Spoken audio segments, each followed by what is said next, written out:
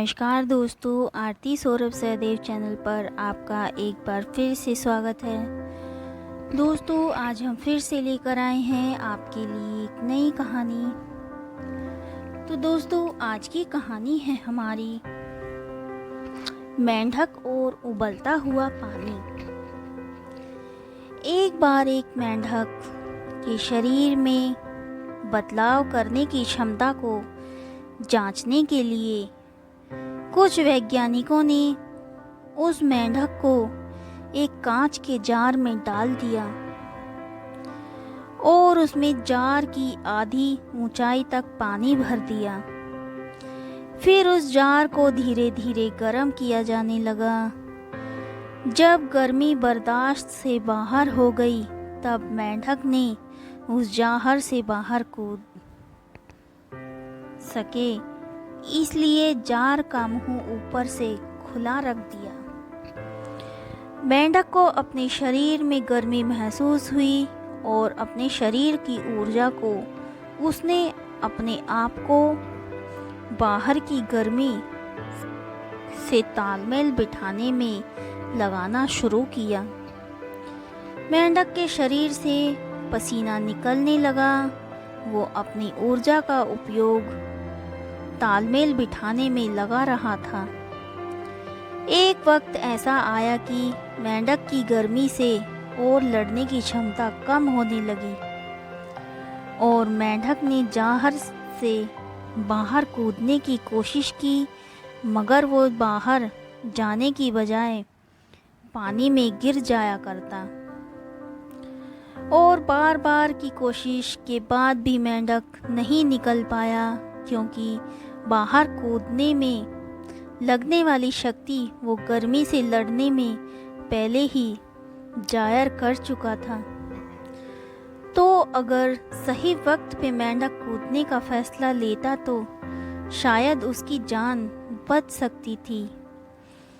हमें अपने आसपास के माहौल से लड़ना तो ज़रूर है, लेकिन सही वक्त आने और पर्याप्त ऊर्जा रहते उस माहौल से बाहर निकलना भी जरूरी है। कौवे की परेशानी। यदि दोस्तों आपको सुखी रहना है तो किसी से अपनी तुलना नहीं करो। आप ही हो, आपके समान कोई नहीं।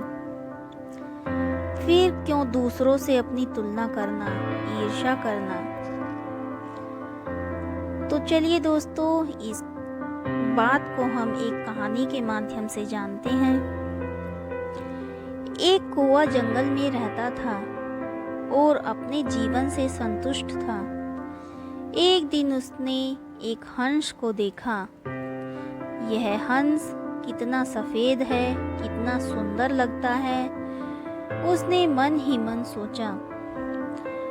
उसे लगा कि यह सुंदर हंस दुनिया में सबसे सुखी पक्षी होगा, जबकि मैं तो कितना काला हूँ।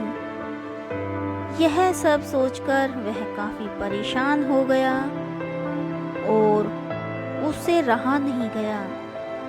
उसने अपने मनोभाव हंस को बताए। हंस ने कहा, वास्तविकता ऐसी है कि पहले मैं खुद को आसपास के सभी पक्षियों में सुखी समझता था, लेकिन जब मैंने तोते को देखा तो पाया कि उसके 2 रंग हैं तथा वह बहुत ही मीठा बोलता है। तब से मुझे लगा कि सभी पक्षियों में तोता ही सुंदर तथा सुखी है। अब कौवा तोता के पास गया। तोते ने कहा, मैं सुखी जिंदगी जी रहा था, लेकिन जब मैंने मोर को देखा तब मुझे लगा कि मुझ में तो 2 ही रंग हैं, परंतु मोर तो विविध रंगी है। मुझे तो वह ही सुखी लगता है। फिर कौवा उड़कर प्राणी संग्रहालय गया, जहाँ कई लोग मोर देखने के लिए एकत्रित हुए थे। जब सब लोग चले गए तो कौआ उसके पास जाकर बोला, मित्र तुम तो अति सुंदर हो, कितने सारे लोग तुम्हें देखने के लिए इकट्ठा होते हैं। प्रतिदिन तुम्हें देखने के लिए हजारों लोग आते हैं, जबकि मुझे देखते ही लोग मुझे उड़ा देते हैं। मुझे लगता है कि अपने इस ग्रह पर तो तुम ही सभी पक्षियों में सबसे सुखी हो। मोर ने गहरी सांस लेते हुए कहा, मैं हमेशा सोचता था कि मैं इस पृथ्वी का अति सुंदर हूँ, मैं ही अति सुखी हूँ, परंतु मेरे सौंदर्य के कारण ही मैं इस पिंजरे में बंद हूँ। मैंने सारे प्राणी में गौर से देखा तो मैंने समझा कि कौआ ही ऐसा पक्षी है जिसे पिंजरे में बंद नहीं किया जाता। मुझे तो लगता है कि काश मैं भी तुम्हारी तरह एक कौआ होता और स्वतंत्रता से सभी जगह घूमता उड़ता सुखी रहता। तो दोस्तों, यही तो है हमारी समस्या। हम अनावश्यक ही दूसरों से अपनी तुलना करते हैं और दुखी उदास बने रहते हैं। हमें जो मिला होता है हम उसकी कद्र नहीं करते। इसी कारण दुख के विषय चक्र में हम फंसे रहते हैं। प्रत्येक दिन को भगवान की भेंट समझकर आनंद से जीना चाहिए। सुखी होना तो सब चाहते हैं, लेकिन सुखी रहने के लिए सुख की चाबी हाथ करनी होगी और दूसरों से तुलना करना छोड़ना होगा, क्योंकि तुलना करना दुख को न्योता देने के समान है। रात का समय था, चारों तरफ सन्नाटा पसरा हुआ था। नजदीक ही एक कमरे में 4 मोमबत्तियां जल रही थी। एकांत पाकर आज वे एक दूसरे से दिल की बातें कर रही थी। पहली मोमबत्ती बोली, मैं शांति हूँ, पर मुझे लगता है जब इस दुनिया को मेरी जरूरत नहीं है। हर तरफ आपाधापी और लूटमार मची हुई है। मैं यहाँ अब और नहीं रह सकती। और ऐसा कहते हुए कुछ देर में वो मोमबत्ती बुझ गई। दूसरी मोमबत्ती बोली, मैं विश्वास हूँ और मुझे लगता है झूठ और फरेब के बीच मेरी भी यहाँ कोई ज़रूरत नहीं है। मैं भी यहाँ से जा रही हूँ। और दूसरी मोमबत्ती भी बुझ गई। तीसरी मोमबत्ती भी दुखी होते हुए बोली, मैं प्रेम हूँ, मेरे पास जलते रहने की ताकत है, पर आज हर कोई इतना व्यस्त है कि मेरे लिए किसी के पास वक्त ही नहीं। दूसरों से तो दूर लोग अपनों से भी प्रेम करना भूलते जा रहे हैं। मैं ये सब और नहीं सह सकती, मैं भी इस दुनिया से जा रही हूँ। और ऐसा कहते ही तीसरी मोमबत्ती भी बुझ गई। वो अभी बुझी ही नहीं थी कि एक मासूम बच्चा उस कमरे में दाखिल हुआ। मोमबत्तियों को बुझा देख वह घबरा गया। उसकी आंखों से आंसू टपकने लगे और वह रुआंसा होते हुए बोला, अरे तुम मोमबत्तियां जल क्यों नहीं रही? तुम्हें तो अंत तक जलना है। तुम इस तरह बीच में हमें कैसे छोड़ के जा सकती हो? तभी चौथी मोमबत्ती बोली, प्यारे बच्चे घबराओ नहीं, मैं आशा हूँ और जब तक मैं जल रही हूँ हम बाकी मोमबत्तियों को फिर से जला सकते हैं। यह सुनकर बच्चे की आंखें चमक उठी और उसने आशा के बल पे शांति, विश्वास और प्रेम को फिर से प्रकाशित कर दिया। दोस्तों, जब सब कुछ बुरा होते देख चारों तरफ अंधकार ही अंधकार नजर आए, अपने भी पराये लगने लगे, तो भी उम्मीद मत छोड़िए, आशा मत छोड़िए, क्योंकि इसमें इतनी शक्ति है कि ये हर खोई चीज आपको वापस दिला सकती है। अपनी आशा की मोमबत्ती को जलाए रखिए। बस अगर ये जलती रहेगी तो आप किसी भी और मोमबत्ती को प्रकाशित कर सकते हैं। बहुत समय पहले की बात है, किसी नगर में एक बेहद प्रभावशाली महंत रहते थे। उनके पास शिक्षा लेने हेतु कई शिष्य आते थे। एक दिन एक शिष्य ने महंत से सवाल किया, स्वामी जी, आपके गुरु कौन हैं?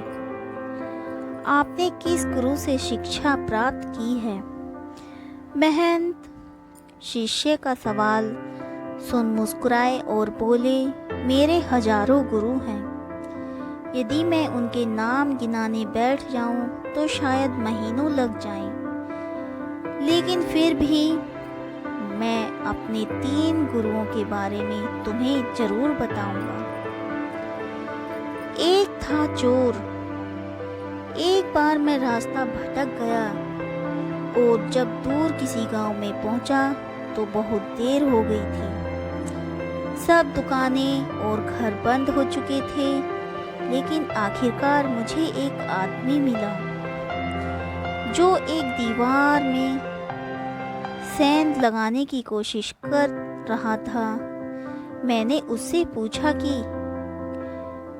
कहाँ ठहर सकता हूँ मैं?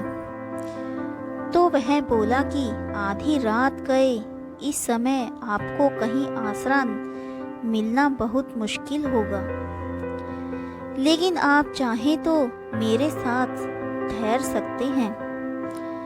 मैं एक चोर हूँ और अगर एक चोर के साथ रहने में आपको कोई परेशानी नहीं होगी तो आप मेरे साथ रह सकते हैं। वह इतना प्यारा आदमी था कि मैं उसके साथ 1 महीने तक रह गया। वह हर रात मुझे कहता कि मैं अपने काम पर जाता हूँ, आप आराम करो, प्रार्थना करो। जब वह काम से आता तो मैं उससे पूछता कि कुछ मिला तुम्हें? तो वह कहता कि आज तो कुछ नहीं मिला, पर अगर भगवान ने चाहा तो जल्द ही जरूर कुछ मिलेगा। वह कभी निराश और उदास नहीं होता था, हमेशा मस्त रहता था। जब मुझे ध्यान करते हुए सालों साल बीत गए थे और कुछ भी हो नहीं रहा था, तो कई बार मेरे क्षण आते थे कि मैं बिल्कुल हताश और निराश होकर साधना वादना छोड़ लेने की ठान लेता था। और तब अचानक मुझे उस चोर की याद आती जो रोज कहता था कि भगवान ने चाहा तो जल्द ही कुछ जरूर मिलेगा। और मेरा दूसरा गुरु एक कुत्ता था। एक बार बहुत गर्मी वाले दिन में बहुत प्यासा था और मैं पानी की तलाश में घूम रहा था कि एक कुत्ता दौड़ता हुआ आया। वह भी प्यासा था। पास ही एक नदी थी। उस कुत्ते ने आगे जाकर नदी में झांका तो उसे एक और कुत्ता पानी में नजर आया जो कि उसकी अपनी परछाई थी। कुत्ता उसे देख बहुत डर गया। वह परछाई को देखकर भौंकता और पीछे हट जाता, लेकिन बहुत प्यास लगने के कारण वह वापस पानी के पास लौट आता। अंततः अपने डर के बावजूद वह नदी में कूद पड़ा और कूदते समय ही वह परछाई भी गायब हो गई। उस कुत्ते के इस साहस को देख मुझे एक बहुत बड़ी सीख मिल गई। अपने डर के बावजूद व्यक्ति को छलांग लगा लेनी होती है। सफलता उसे ही मिलती है जो व्यक्ति डर का साहस से मुकाबला करता है। और मेरा तीसरा गुरु एक छोटा बच्चा है। मैं एक गांव से गुजर रहा था कि मैंने देखा एक छोटा बच्चा एक जलती हुई मोमबत्ती लेकर जा रहा था। वह पास के किसी गिरजाघर में मोमबत्ती रखने जा रहा था। मजाक में ही मैंने उससे पूछा, क्या यह मोमबत्ती तुमने जलाई है? वह बोला, जी मैंने ही जलाई है। मैंने उससे कहा कि एक क्षण था जब यह मोमबत्ती बुझी हुई थी और फिर एक क्षण आया जब यह मोमबत्ती जल गई। क्या तुम मुझे वह स्रोत दिखा सकते हो जहां से वह ज्योति आई? वह बच्चा हंसा और मोमबत्ती को फूंक मारकर बुझाते हुए बोला, अब आपने ज्योति को जाते हुए देखा है? कहाँ गई वह? आप ही मुझे बताइए। मेरा अहंकार चकनाचूर हो गया। मेरा ज्ञान जाता रहा और उस क्षण मुझे अपनी ही मूर्खता का एहसास हुआ। तब से मैंने कोरे ज्ञान से हाथ धो लिए। तो दोस्तों, शिष्य होने का अर्थ क्या है? शिष्य होने का अर्थ है पूरे अस्तित्व के प्रति खुले होना, हर समय हर ओर से सीखने को तैयार रहना। जीवन को हर क्षण हमें कुछ न कुछ सीखने का मौका देता है। हमें जीवन में हमेशा एक शिष्य बनकर अच्छी बातों को सीखते रहना चाहिए। यह जीवन हमें आए दिन किसी न किसी रूप में किसी गुरु से मिलाता रहता है। यह हम पर निर्भर करता है कि क्या हम उस महंत की तरह एक शिष्य बनकर उस गुरु से मिलने वाली शिक्षा को ग्रहण कर पा रहे हैं या नहीं। किसी जंगल में एक शियार रहता था। एक बार भोजन के लालच में वह शहर में चला गया। शहर के कुत्ते उसके पीछे पड़ गए। डर के कारण शियार एक धोबी के घर में घुस गया। धोबी के आंगन में एक नांद थी। शियार उसी में कूद गया। उसमें वह पूरी तरह नीले रंग में रंग गया। कुत्तों ने जब उसका नीला रंग शरीर देखा तो उसे कोई विचित्र और भयानक जंतु समझकर भाग खड़े हुए। शियार मौका पाकर निकला और सीधे जंगल में चला गया। नीले रंग वाला विचित्र पशु को देखकर शेर और बाघ तक उसके भयभीत हो गए। वे इधर उधर भागने लगे। धूर्त शियार ने सबको भय से व्याकुल जानकर कहा, भाई तुम मुझे देखकर इस तरह भाग क्यों रहे हो? मुझे तो विधाता ने आज स्वयं अपने हाथों से बनाया है। जानवरों का कोई राजा नहीं था, इसलिए ब्रह्मा ने मेरी रचना करके कहा, मैं तुम्हें सभी जानवरों का राजा बनाता हूँ। तुम धरती पर जाकर जंगली जंतुओं का पालन करो। मैं ब्रह्मा के आदेश से ही आया हूँ। नीला जानवर उन सब का स्वामी है।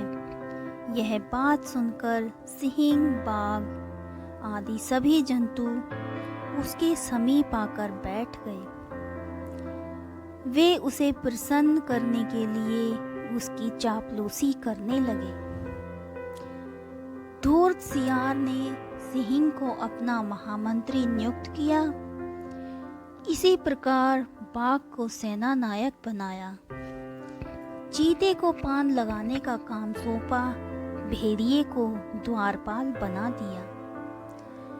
उसने सभी जीव जंतुओं को कोई न कोई जिम्मेदारी सौंपी,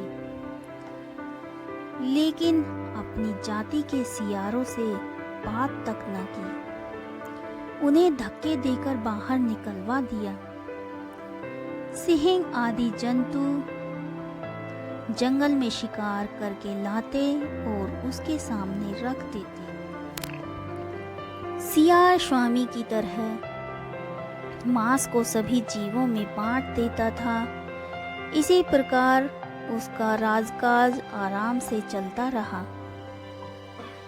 एक दिन वह अपनी राजसभा में बैठा था।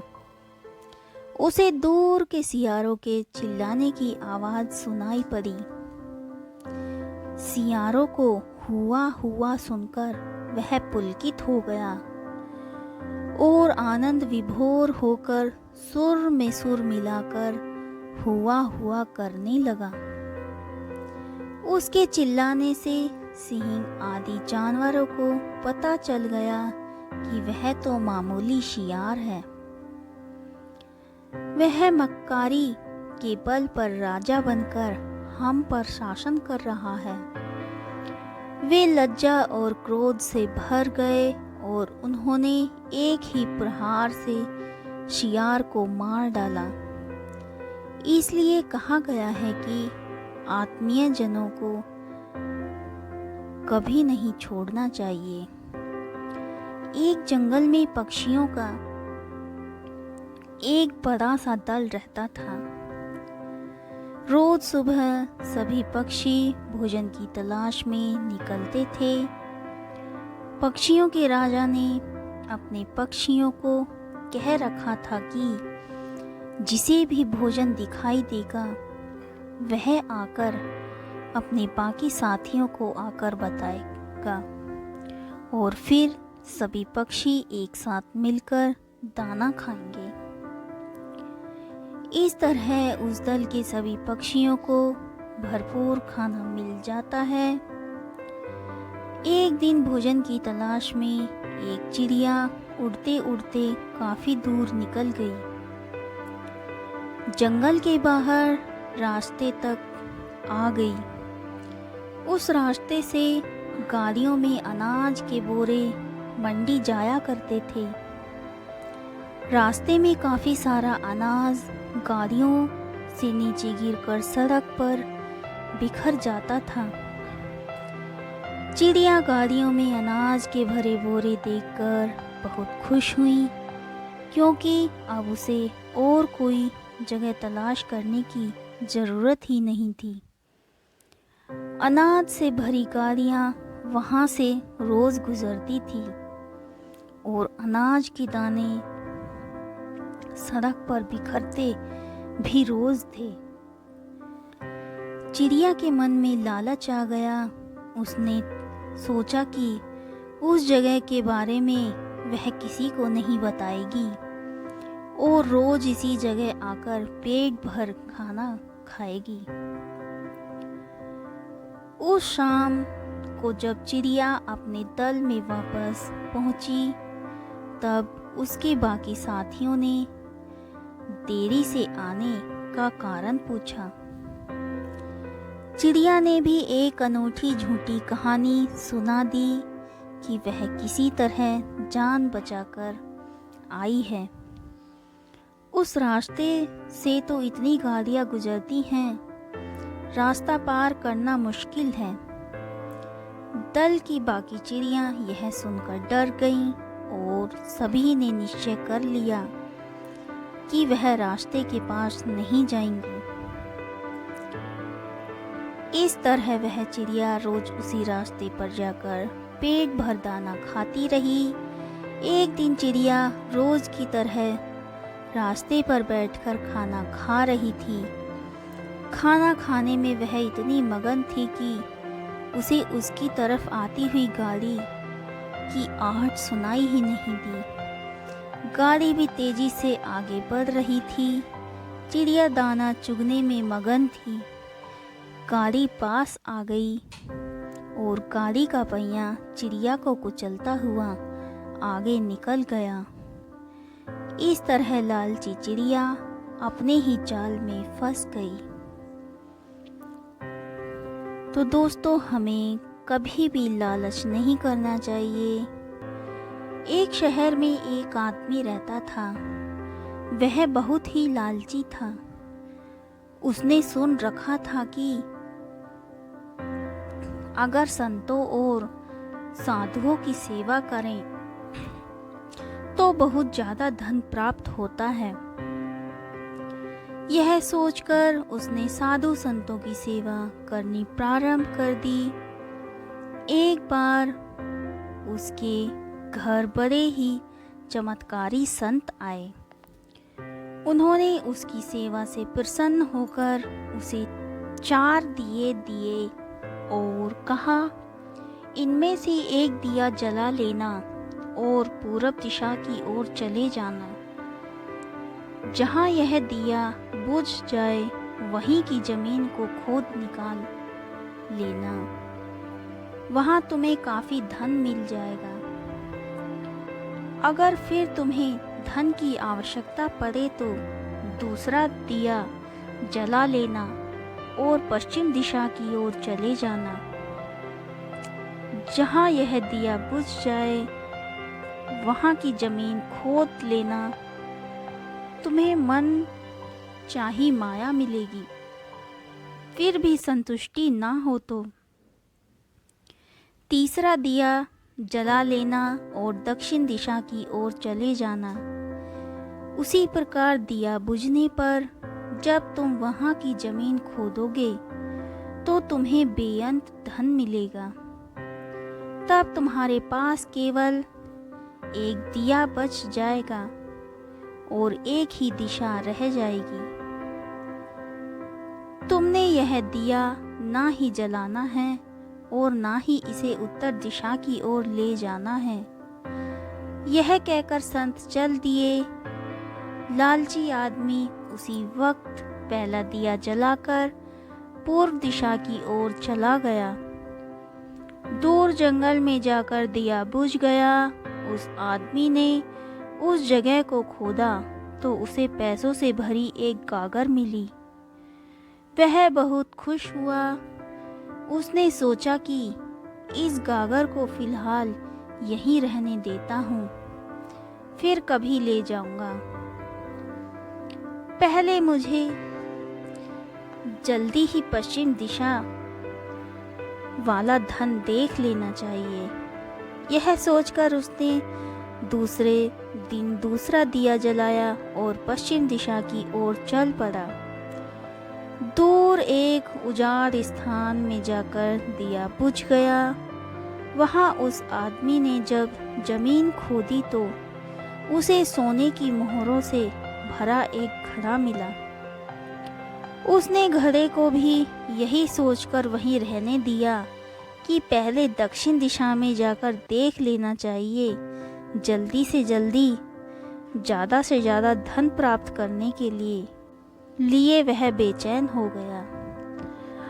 अगले दिन वह दक्षिण दिशा की ओर चल पड़ा। दिया एक मैदान में जाकर बुझ गया।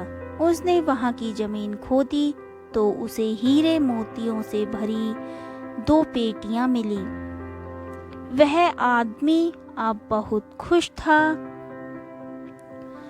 तब वह सोचने लगा, अगर इन तीनों दिशाओं में इतना धन पड़ा है तो चौथी दिशा में इनसे भी ज़्यादा धन होगा। फिर उसके मन में ख्याल आया कि संत ने उसे चौथी दिशा की ओर जाने के लिए मना किया है। दूसरे ही पल उसके मन ने कहा, हो सकता है उत्तर दिशा की ओर दौलत संत अपने लिए रखना चाहते हो? मुझे जल्दी से जल्दी उस पर भी कब्जा कर लेना चाहिए। ज़्यादा से ज़्यादा धन प्राप्त करने के लालच ने उसे संतों के वचनों को दोबारा सोचने नहीं दिया। अगले दिन उसने चौथा दिया जलाया और जल्दी जल्दी उत्तर दिशा की ओर चल पड़ा। दूर आगे एक महल के पास जाकर दिया बुझ गया। महल का दरवाजा बंद था। उसने दरवाजे को धकेला तो दरवाजा खुल गया। वह बहुत खुश हुआ। उसने मन ही मन में सोचा कि यह महल उसके लिए ही है। वह अब तीनों दिशाओं की दौलत को भी यहीं पर लाकर रखेगा और ऐश करेगा। वह आदमी महल के एक एक कमरे में गया। कोई कमरा हीरे मोतियों से भरा हुआ था। किसी कमरे में सोने के कीमती से कीमती आभूषण पड़े हुए थे। इसी प्रकार अन्य कमरे भी बेअंत धन से भरे हुए थे। वह आदमी चकाचौंध होता जाता है और अपने भाग्य को शाबाशी देता है। वह जरा और आगे बढ़ा तो उसे एक कमरे में चक्के चलने की आवाज़ सुनाई दी। वह उस कमरे में दाखिल हुआ तो उसने देखा कि एक बूढ़ा आदमी चक्की चला रहा था। लालची आदमी ने बूढ़े से कहा कि तू यहाँ कैसे पहुँचा है? बूढ़े ने कहा, ऐसा कर, यह जरा चक्की चला, मैं सांस लेकर तुझे बताता हूँ। लालची आदमी ने चक्की चलानी प्रारंभ कर दी। बूढ़ा चक्की से हट जाने पर ऊंची ऊंची हंसने लगा। लालची आदमी उसकी ओर हैरानी से देखने लगा। वह चक्की बंद ही करने लगा था कि बूढ़े ने खबरदार कहते हुए कहा, ना चक्की चलानी बंद ना करना। फिर बूढ़े ने कहा, यह महल अब तेरा है, परंतु उतनी देर तक खड़ा रहेगा जितनी देर तक तू चक्की चलाता रहेगा। अगर चक्की चलनी बंद हो गई तो महल गिर जाएगा और तू भी इसके नीचे दबकर मर जाएगा। कुछ समय रुककर वह बूढ़ा फिर से कहने लगा, मैंने भी तो तेरी ही तरह लालच करके संत की बात नहीं मानी थी और मेरी सारी जवानी इस चक्की को चलाते हुए बीत गई। वह लालची आदमी बूढ़े की बात सुनकर रोने लगा। फिर कहने लगा, आप मेरा इस चक्की से छुटकारा कैसे होगा? बूढ़े ने कहा, जब तक मेरे और तेरे जैसा कोई लालची आदमी लालच में अंधा होकर यहाँ नहीं आएगा, तब तक तू इस चक्की से छुटकारा नहीं पा सकेगा। तब उस लालची आदमी ने बूढ़े से आखिरी सवाल पूछा, तू अब बाहर जाकर क्या करेगा? बूढ़े ने कहा, मैं सब लोगों से ऊंची ऊंची कहूँगा कि लालच बुरी बला है। बहुत दिनों पहले की बात है। किसी शहर में रमन, घीसा और राका 3 चोर रहते थे। तीनों को थोड़ा थोड़ा विद्या का ज्ञान था। तीनों चोरों को विद्या का ज्ञान प्राप्त होने के कारण बहुत घमंड था। विद्या द्वारा तीनों चोर शहर में बड़े बड़े लोहे की तिजोरियों को तोड़ देते थे और बैंकों को लूट लिया करते थे। इस तरह तीनों चोरों ने शहर के लोगों की नाक में दम कर रखा था।